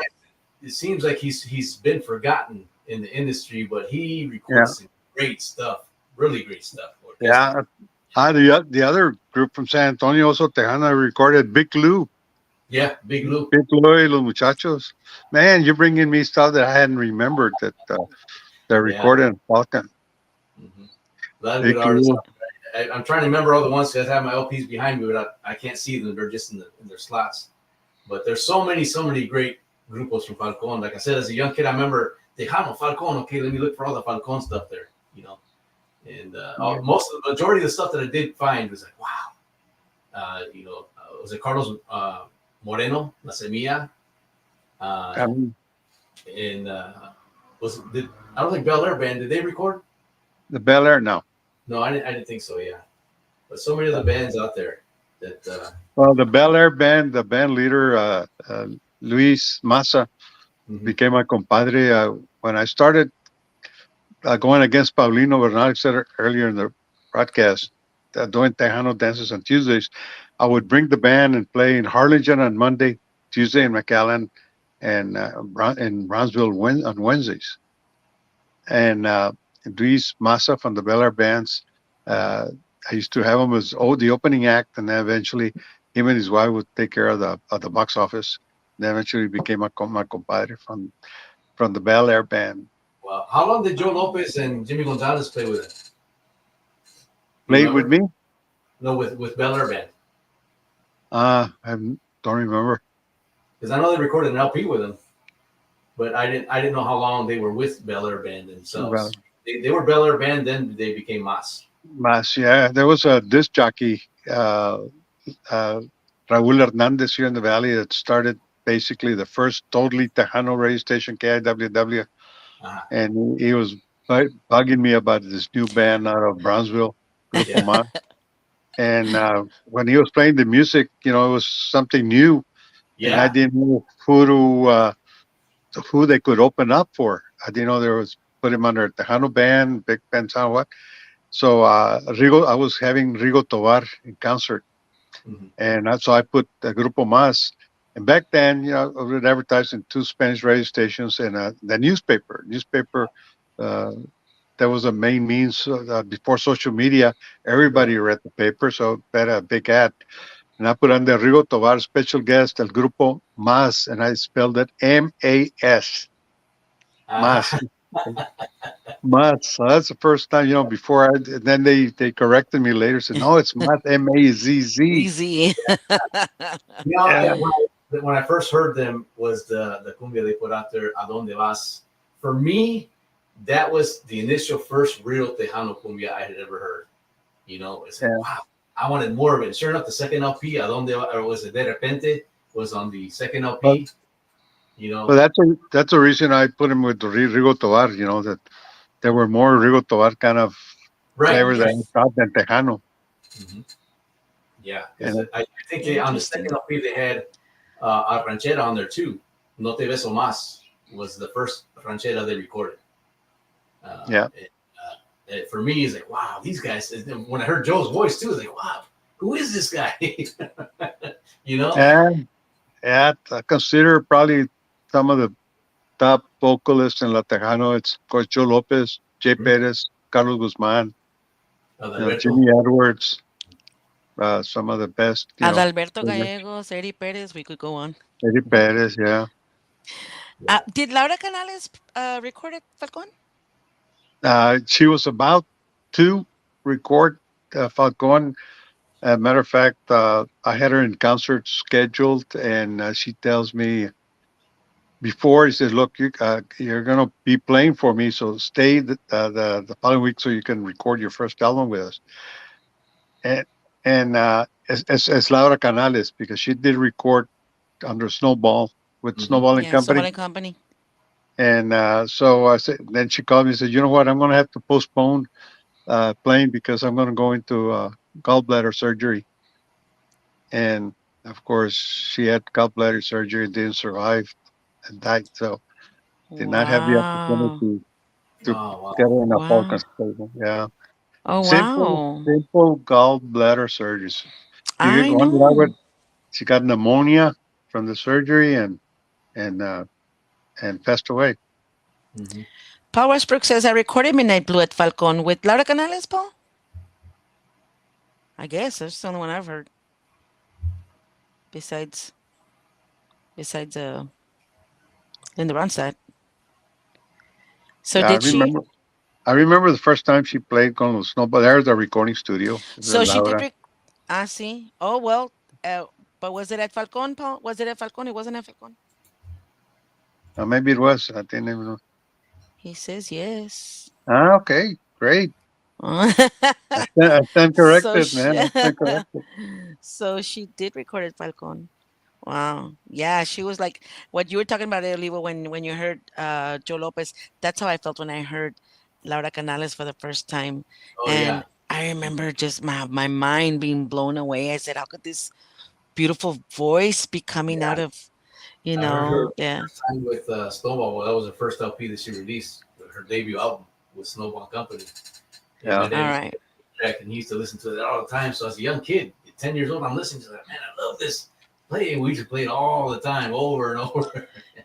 Yeah. So we did find that LP, and I found a brand new LP of Snowball and Company with Laura Canales on eBay for like, I think, $10 years ago. Wow. Yeah. See, look, Nano, you would have been selling all your eBay stuff. Imagínate. Don't. Stop it, man. Stop it. I'm kidding. I've always wondered too, what happened to these LPs and all this stuff? Because I gotta know that and understand that there's a lot of also artists that did record but didn't get their music released. Did you have any leftovers like that in your studio that you remember? Not really. I try to put everything out. But there's a good example of leftover music. It's another story. When I was playing back in high school, one of the bands from Laredo, Texas. Two friends called Rene and Rene came out with a song called um, what is it? Can't remember the name of the first hit song. And they went to American Bandstand and whatever, and then they disappeared. And also, when I was in the Navy, well, Los Dinos recording, my father got the Rene back and recorded 6 songs, and they they released the first single. That first single didn't do anything, and then then the way he waited like 6 months. My father took out the other 2 songs, thinking there was maybe a possible hit in there. Nothing happened. So the other two singles stayed on the tape box there in our inventory. And when I first got out of the Navy working with my father, I had inventory control and I was doing bookkeeping, accounting before I started getting into the actually recording studio myself. And I saw my idols, Rene steal that tape there, and I pulled it out and I heard this bilingual song called Lo Mucho Que Te Quiero. Yeah. And I said, man, this is such a great song. How can it still be on the shelf? And the local radio station, KRIO here in McAllen, at the two DJs became pretty good friends of mine personally. Because when I had the band in high school, I used to play free for them, como payola. So they could advertise where my band would be playing for the month. Yeah. So I would play for them at the Civic Center for free, but then they would advertise my band where I was going to be playing, and so I released it on my own without my father's knowledge. The single "Lo Mucho Que Te Quiero," and I go up to the radio station. Look, he says, "Guys, play it for me. Here, play it." Ah, it's bilingual. Anyway, they did me the favor and started playing it, and turned out to be back then the top 40. They had the top 40 every week. And it was like number one top 40 for about 3 months. That long it stayed, and then little by little, it started getting requests from other cities. Started playing it to start picking it up, and eventually it snowballed that I had. We were selling all over the country. The single. So my father said, let's put the album, put out an album. So we released, came back, and they released, of course, 6 more, and then we put out the album. And then we got calls from Columbia Records, ABC Records, every record label there is. Herb Albert A&M Records called. They wanted to release the album. And finally, we settled. They gave us back then, you're talking about 1968.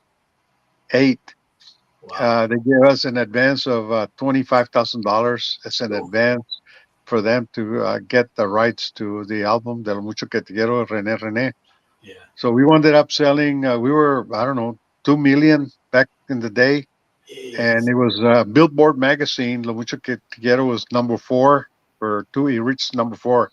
We were hoping it reached number 1, but then they came out and all the other big TV shows also, and got awards from Hong Kong, Vietnam, Monterey, Mexico, all over the country, Rene. So out of that, so what happened when you're talking about songs left on the shelf, that I took that song and I give myself credit, modesty aside, to get Rene back. He's a good friend of mine still to this day. He lives in San Antonio. Rene Ornelas, yeah. That's probably the last time I talked to him a couple months ago, but he's doing really good. And, Rene.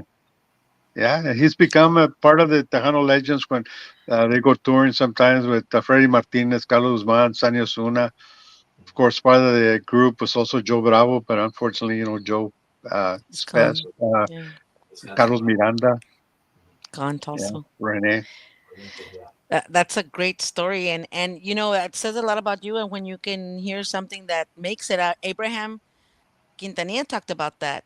How there's just something there's something you can hear and notice, and they're gonna make it, or they're not gonna make it, and very few people have that. Apparently, you have that, Nano, to hear that. Yeah, talking about another good story is talking about Abraham Quintanilla. I was visiting.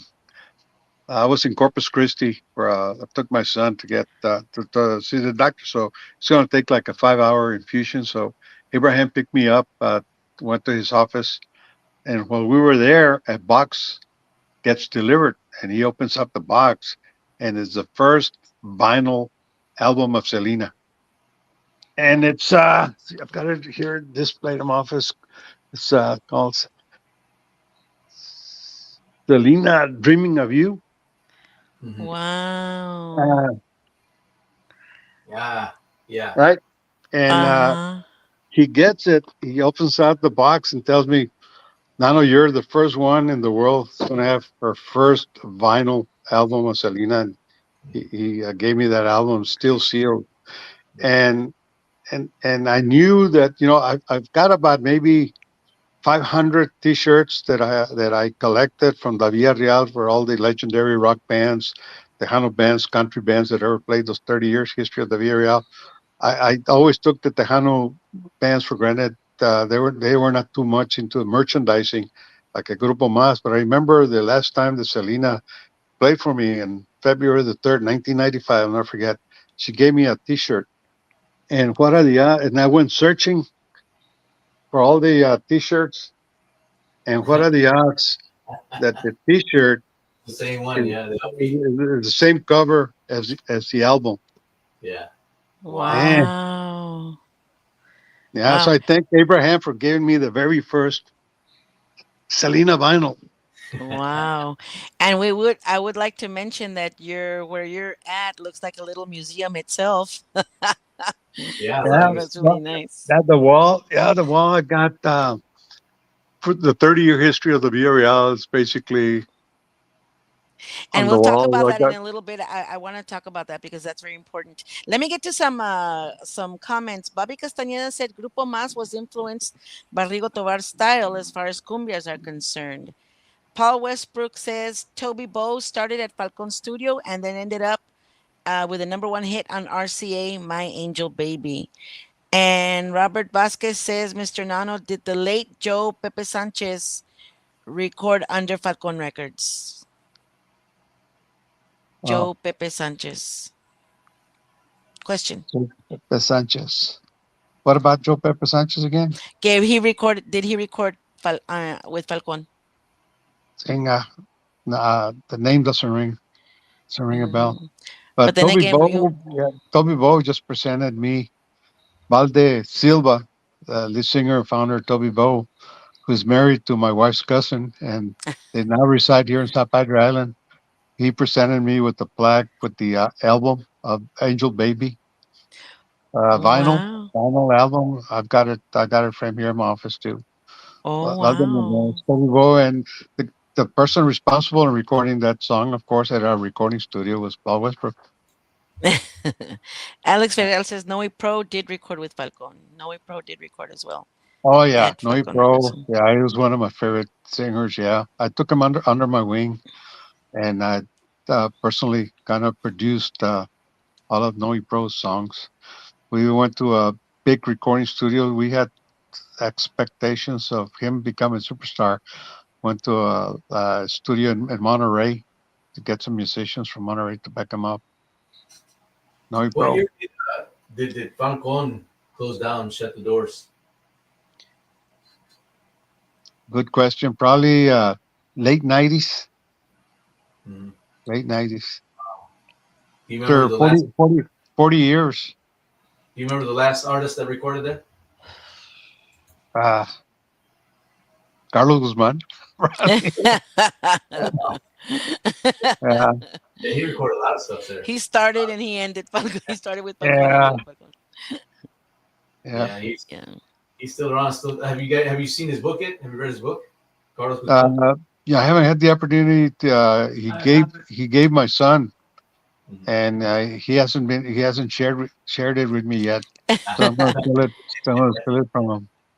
It's a good book. I read it. He got it. I got it at the Tejano Legend Pioneers breakfast. And saludos to everybody from Tejano Legend Pioneers. Lalo Reina has now working on the 25th chapters all over the United States and in Mexico. So kudos to Mr. Lalo Reina. He's Absolutely. helping. Yes, he's helping all this Tejano music really, and all the legends just get together for breakfast. Some like do their own awards, and some do big time breakfast with the with the with performances, and everybody does their own thing, but basically they all get together as Tejano Legend pioneers, because a lot of the um pioneers, well, are from Corpus y del Valle. It started Corpus number one, and then chapter two here is in the valley, and now he's 24 going on 25. And it's kind of picking up, and it's very exciting to see all these chapters starting to move their onda again, and all these Tejano artists that were just sitting back and retired are coming out of retirement and playing, and at least Yeah. performing a little bit. Since you have a big audience, I mean, Gigi, I'd like to let people know that I'm chapter 13 for Tejano That's Legend right. in Riverside here, California. So if there's any artists out here in the Southern California area, let me know. Maybe we can get together and do a breakfast or something. So Yes. So that's a big part of what's going on, and hoping to do CPR to Tejano. and then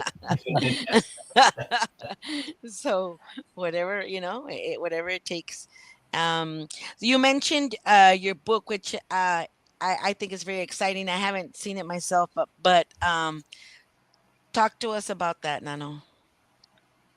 I still can't believe that I kept almost every newspaper clipping, tickets, pictures of the history of the Villarreal. So I put out a book in the 30-year historic history of the Villarreal from 1977 to 2006. And every chapter, every year is a chapter, and I list every single event that got booked at La Villarreal. When I opened up La Villarreal, I was at a Civic Center for 6 years, and I needed to create my own building because there was some discrimination on the management of me booking on the special occasions at the Civic Centers. So I said, well, hell with that. I'm going to. So that's when the Villarreal got built with the intention that I was going to continue doing my Tejano dances on Tuesday and do bodas quinceañeras, other things on the weekend. Never in my wildest dreams did I ever expect to kick it off with all the legendary country bands that played. 3 months after I opened up, I had at that time one of the hottest country bands called Mo Bandy, Joe Stampley, John Conley, and then a couple of months later, I had Juan Gabriel, where I was charging Carlos Guzman and I, he kind of helped me sponsor the event, and we were charging $6.50. And Wow. and the last time he played for me at La Villarreal, I was charging $250. So I gave Juan Gabriel a plaque with a 650 ticket and 250, and I put on there, "You've come a long ways." And I had Luis Miguel for, first U.S. tour when he was 19 years old. I did the first tour in Texas of Gloria Estefan con La Conga. I did them in Laredo, Corpus, McAllen, El Paso, San Antonio, and Billy Bob's. Of course, I had all legendary rock bands: Guns N' Roses, Metallica, Motley Crue, AC/DC, Molly Hatchet, Santana, and goes on and on. You All the had country. My parents went to the concert of Peaches and Herb. 1978, Peaches and Herb, Cheek, Sister Sledge. Yeah, back in that era. I had wrestlers like Andre the Giant, the Boneric family. I had for 20 years. I had the exclusive closed circuit fights of all the major boxing events before pay per view. Um, So to be I, clear, I, before the Villarreal, nadie venía para acá. No big names would come to the valley. no, Not, I, I so happens that the first country act. This is Mo Bendy and the University of Pan American, who I went 4 years there, 2 years before active duty and 2 years after. But on my second tour at the university, I'm one of the founders and pioneers of business fraternity called Alpha Kappa Psi. And when I had oh. just opened up La Villa Real, and I didn't know anything about country or rock until I knew the typical country like a Kenny Rogers or Dolly Parton, but I was not into really country scene or no rock scene, except like for the Beatles, big name rock bands. But I was into AC/DC, Metallica, Motley Crue, and all those bands. So the university comes over to visit me that they want to do a concert. And they said, we want to book a concert. They didn't want to tell me the artist, thinking that I'll probably steal the artist away from them. But then they said, the Alpha Kappa Psi said, well, I'm one of the founders. I'm here to help you. Let's work it together, partnership. They said, well, who's the artist? And they said, Mo Bandy. And I kind of, stared at them for a little while and silence. I said, isn't he dead? And they all got concerned. What happened? We just signed the contract. Is in Mo one of the Three Stooges? Mo, true story. True story. No, Mo Bandy. He's got a song called the Rodeo Clowns. And when I celebrated my the city of McAllen honored me last year with 50 years in the business, even though technically it's 51. I did a 3-day concert series. And the first day, Friday, I had the first 3 country bands that played for me back in 1978, which was Mo Bandy, Joe Stampley, John Conley. But then I added Pat Green and Easton Corbin, somebody more current. And then another night, Saturday, I did the some of the Tejano legends that played for me at the Villarreal. And like I said earlier, my very first Tejano band at the Civic Center in 1971 was Ruben Ramos and the Mexican Revolution. Well, what are the odds that he comes and headlines my 50th anniversary, Ruben Ramos and the Latin Breed? They were part of Carlos Guzman, David Lee Garza. They were part of my celebration. But of course, the Villarreal lasted 30 years, and that book's it's amazing. There'll never be. I don't think there ever was one in the United States. They'll never be duplicated again. Where I had major entertainment almost every week, either country, rock, boxing, wrestling. There was something to do, and I almost can guarantee you that any Valleyite that lived here between the 80s and 90s and early 2000s had to experience something at the Villarreal, whether it's through arts and crafts, a wedding, political rally, or an event. Like Lori and I remember falling asleep on the chairs at the Villarreal because our dads were performing. They would perform there, Yeah. and so that would be when my mom would go, and so all the kids would go. We were kids, and we'd end up falling asleep on the chairs. Those are our memories of the Villarreal. Lori Jean says, "A Little Nobody Like Me sang on that stage opening for one of Country Roland's last performances. It was my first, and it was an amazing experience to be on that stage for a hot minute." Well, congratulations, Lori Jean. You are down in history. Danny Noyola says, "Saludos, amigos. Gigi La Chicana Guerrero, Eddie Olivo, Nano Ramírez, Alma and Danny Noyola de Corpus Christi." Hi, Mr. Noyola. Alex Fidel says, "Great times at the Real. Now it's the Harley Davidson." Yeah. Yeah. Wow. Yes, and Norma Salazar said it was an awesome dance floor. So I wanted to add to the reason I asked you about the Villarreal in your book, because it is for sale. Yes. It is for sale. Oh, where can we buy it? Tell them where they can buy it. Email me at BookEmNano, book concert, right? Nickname is Nano, so BookEmNano@yahoo.com.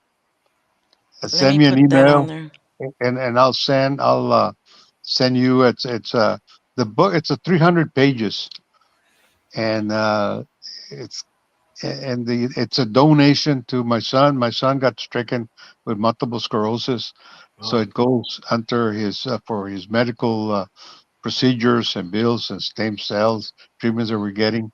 It's JR and Friends Fight Against MS, but I'll put that on the email, and it's $100, $100 donation, so it's deductible. Yes, but it's the book. I look at it when I get to see it almost every day. People buying it, they're coming over to the house, or I still look at the book, and I'm still myself at awe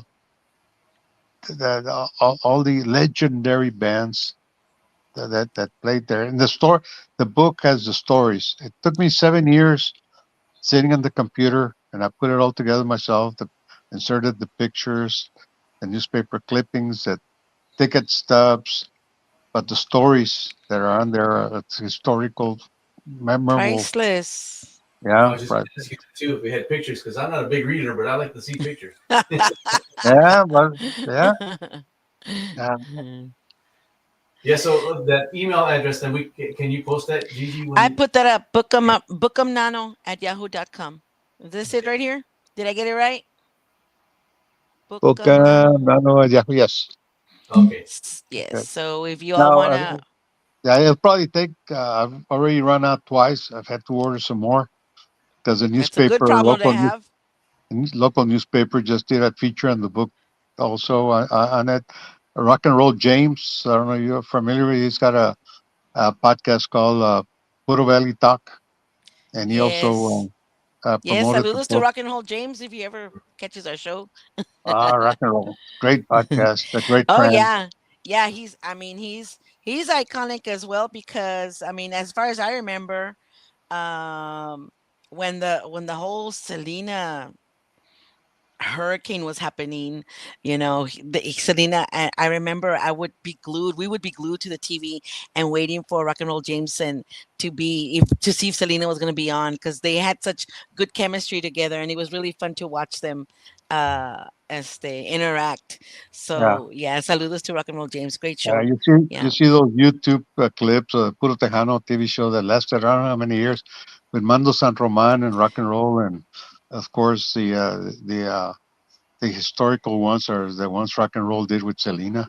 Yes, Yeah, yeah. definitely. Yeah. Real Yes, quick, saludos to Mando San Roman too. you mentioned hurricane. I want to send prayers también to all the people in Houston. I guess they had a bad weather not too long, a couple of days ago or yesterday. I can't remember. Yes. I've been seeing that, and prayers to everybody out there. I think there was like 4 lives that were lost in the Yeah. Houston area. Yes, yeah. Alex Ferial says the first interview of Rock and Roll James, I guess, was with Ricky Smith.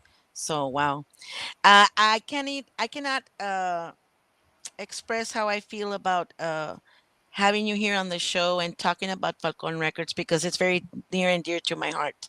My dad started at Falcon Records, and when Papi was gone on his Giras, all we did was play Falcon Records because that's the only way. Más antes no había cell phones, no había nada de eso. That's the only way we could hear his voice. And there we would just listen over and over and just listen to his songs because until he came back from his Giras. And so that was a big part of our life. Falcon Records was a big part of our lives. Yeah. And I I want to remember thank you for that. the original album or singles came out. We got a lot of feedback and people telling us you misspelled the word Chicanos. You put it with the Yeah. Nez instead of a C. He said, Yeah. no, this is the way the band is named. Chicano with the Nez. SCH. Yes, and, Yeah. and I still get that. You misspelled it.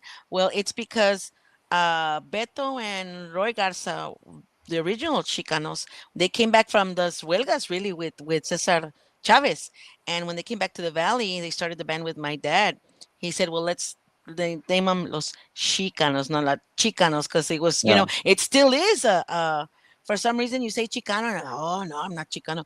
Well, I mean, that's how we describe ourselves. We weren't born in Mexico, and you know we still have the heritage, we still have the customs, the food, but we're American and we're very Americanized. So what are we? So my band was Los Chicanos. So Yeah. yeah, Los Yeah. Chicanos. I don't mind being referred to as a Chicano. Yeah, I mean, because we're not. I mean, we are American. We're born here, but we're of Mexican descent. We're Americans of Mexican descent. You Yeah. know, and that's the whole. I think that's the whole thing behind being a Tejano is that you're not really 100% Mexico, but you're not 100% American because you're not. If you're a musician, you're not singing in English. You're singing in Spanish. Yeah. Yes, are you mixing rock and roll? Yes, you're mixing norteño. Yes, you're mixing this, but we're a very special group. I think we're a very special group, and Falcon Records was part of identifying us as a group. I think that's what I think. Yeah, man, a lot of history there, Chichi. Yeah. Chichi. Mhm. Yeah. Any Wow. thoughts? You said it was going to be a 1 hour show. We're already at 1 hour and 40 I minutes. I told you. I told you. That's Let's good. You can still go see. on and on.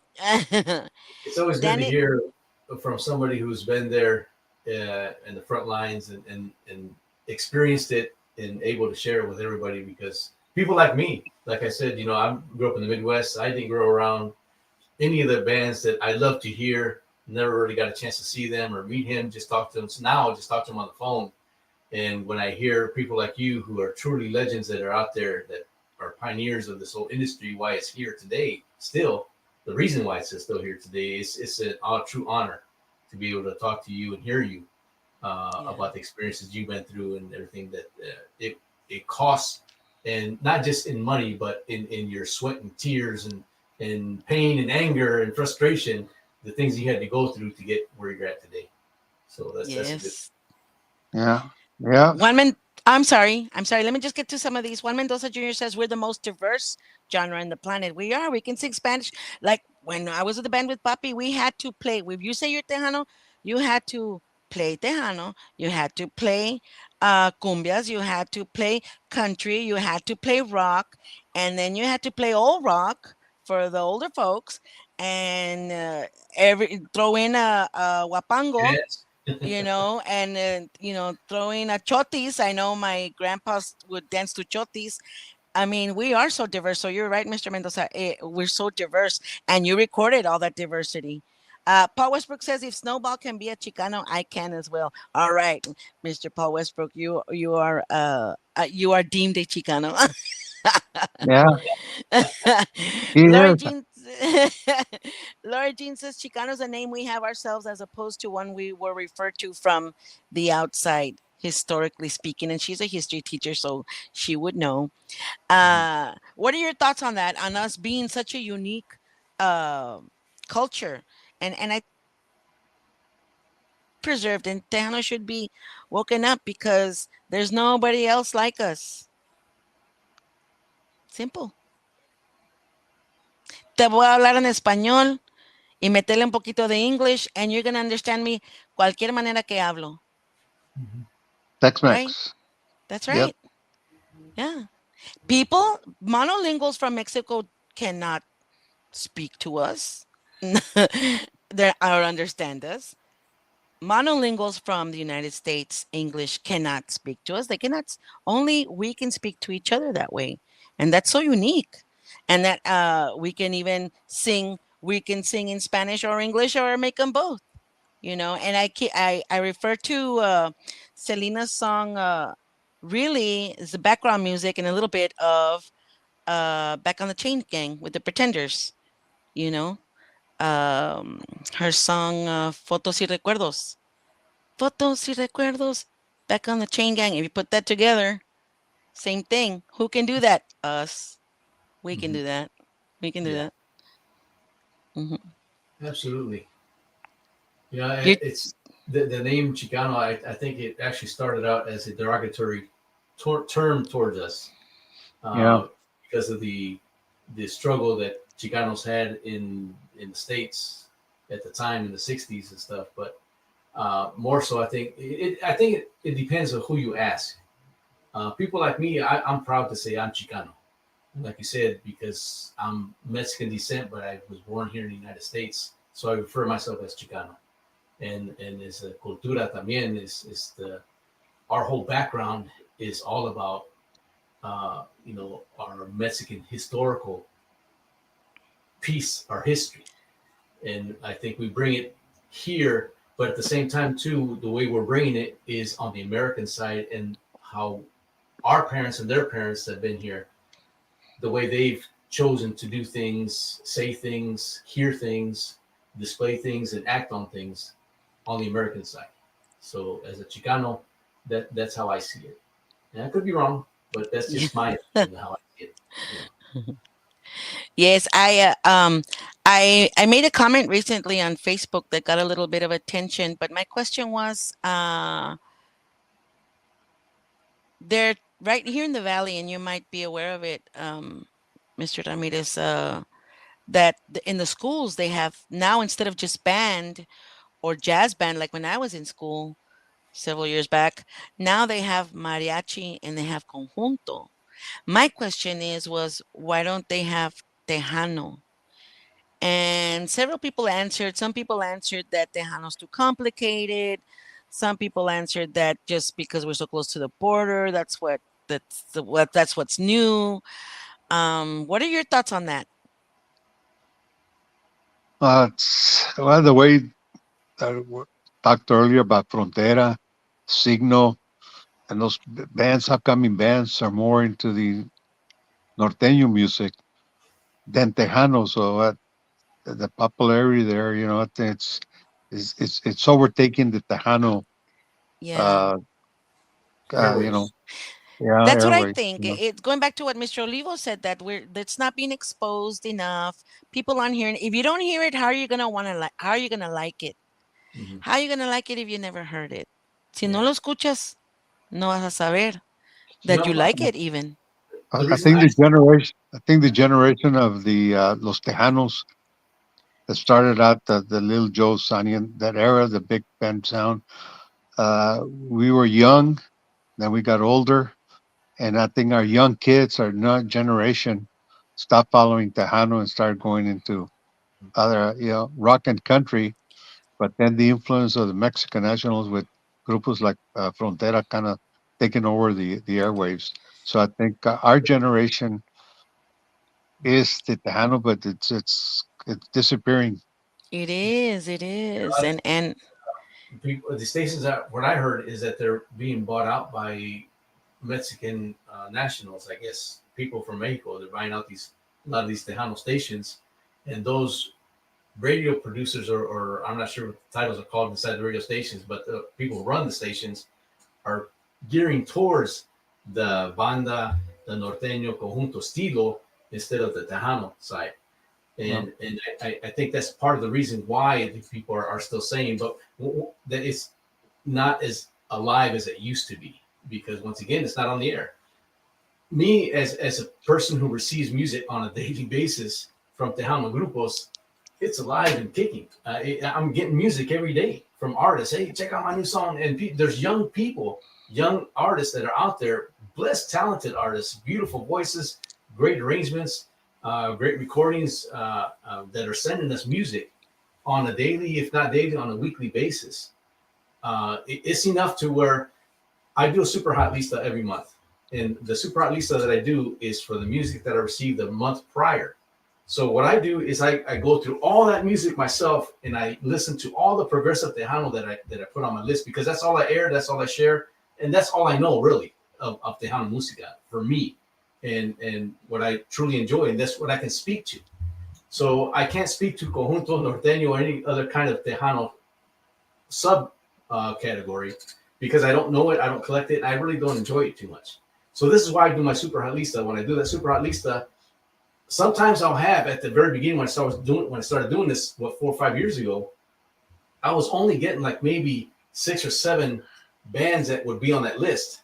But I'm not asking the people that are listeners. I'm letting them know this is what I found. This is what I would like for you guys to hear and know of these new songs that came out and new grupos that came out with these new Tejano songs. Recently, the past few months, I've been getting like 21 songs, 22 songs that I received the month prior of pure progressive Tejano música.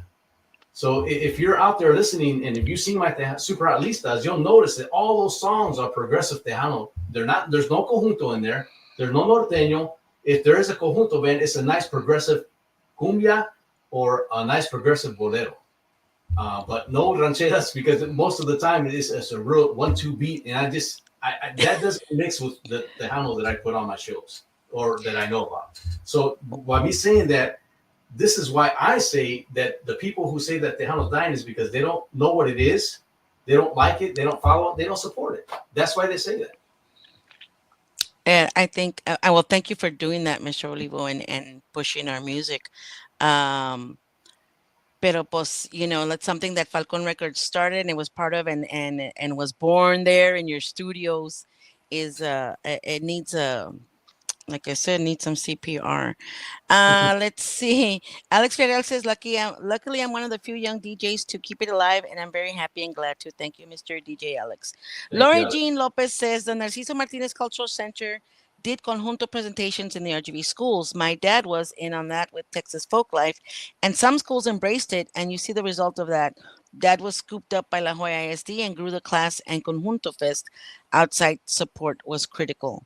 So yeah, there's I mean, I guess all kinds of issues. For me, um I mean, I listen to everything. My dad taught us to listen to everything, and we did. I mean, and I can hear you and I can quote you a Colombian rapper, especially when my dad passed away, a Colombian rapper called Cancerbero, and he says, no se muere el que se va, solo se muere el que se olvida. I listen to everything, and not just Tejano. But of course, my dad was part of this Tejano uh, um, uh, History. history. Yes, so it's near and dear to my heart, and I would hate to see it, pass away as well. So it's near and dear to my heart, and it's important for me for it to keep it alive, so I can somehow keep my dad's memory alive. You know, and so it's something that I'm asking myself what can be done, and one thing I see is that, yeah, it needs to be backed up, and yes, and there needs to be more unity, and maybe there needs to be a bigger umbrella, like you say, Mr. Olivo. You don't, you strictly go Tejano, but maybe I don't know. I'm just a retired teacher and thinking out loud. Yeah, I guess my mindset too of doing what I do is because I remember listening to radio as a kid, the local Tejano stations, because we in the Midwest we had a show for 1 hour on Sundays, and that was it. And then we had to wait till next Sunday to hear the other Tejano show. So when I would listen to it, I would hear a good, nice, progressive Tejano tune. La Movida came out with their first song that I remember they came out with. Lupillo Trevino singing Es Amor, I think it was. Cada Noche was the first song I remember hearing Lupillo Trevino y La Movida. And then they play another song by Cornelio Reina with the Conjunto Stilo. I mean, they're great voices, great bands, what they did. But for me, I want to hear more of the Tejano Progressive. Why did you change it? Why did you put Conjunto on after this song? So as a kid, I always thought if I ever have a radio station, I'm going to put nothing but back-to-back progressive songs. Because when I think that when people listen to the radio, they stop on that station. I like that song. They want to hear more of that. And if I'm thinking, maybe I'm thinking wrong, but if you change the style or genre on the next song, you're going to lose a loser. He's going to a listener, and he's going to change it to another station. That's how I thought it should be, but maybe I need to be more open-minded. I don't know. What are your thoughts on this, Mr. Nano Ramirez? Since your dad and yourself were part of this onda being started, what do you think or feel, or do you have any comment on it? De ya tengo calor porque I turned off the aircon because it makes a lot of noise, and now I'm sweating. So if you see me sweating, I'm all shiny now. What are your thoughts? It's a tough one. Yeah, actually, I don't know. I actually don't know. It's a shame, but I think just a generation gap that's sending it apart, and that's why we're losing. I think is a generation gap, and I don't think really, no matter how many radio stations more Tejanos get added, we're lucky down here in the valley that we got the radio station Puro Tejano, and it's hosted by Mando San Roman.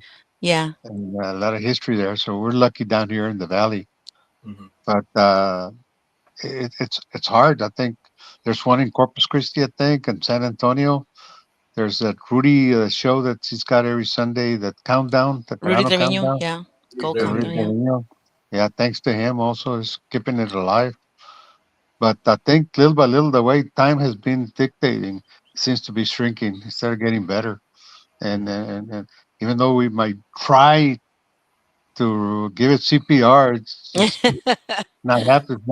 Not happening. It goes back. to the generation gap. The generation that's See that there was a big gap, and unfortunately, that's what's happening. Yeah. Yeah. that's the truth. That saying, the good old days. The good old days. Man, I can't believe how strong those words are now. Yeah. Our experience that those were the good old days. Tejano music that Well, everyone needs. definitely. And I don't know. Maybe there'll be a resurgence of a new wave Tejano. Maybe that's what needs to happen. Maybe they need to combine or update. Maybe update, actualizar. I You just, know, in my opinion, my personal humble opinion, I think it's just somebody who knows how to market. If we got a good marketer out there for a specific topic or subject, and they know how to do that, I mean, I think that's probably key to start it. I'm not sure that'll be the whole answer, but that'll be a key point to get it started.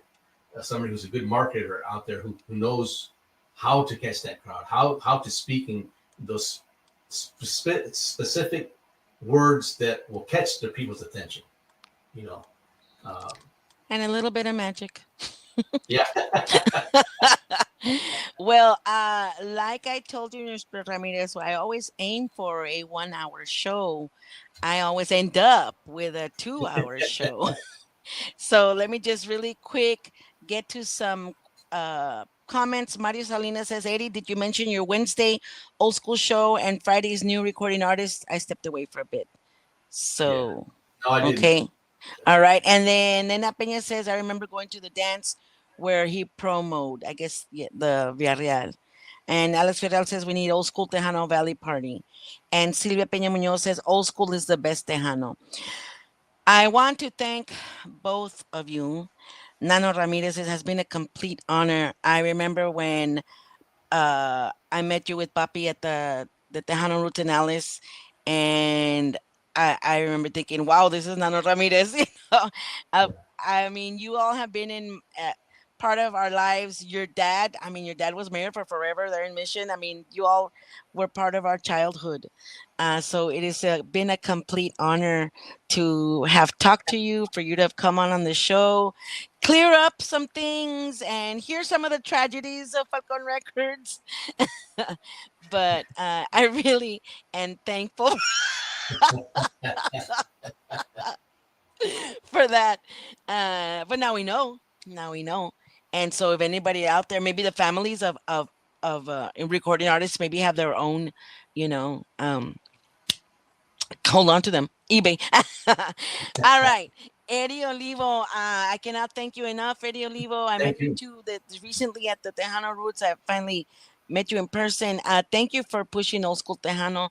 Thank you for playing my dad's songs. Thank you for everything that you're doing for La Onda Tejana.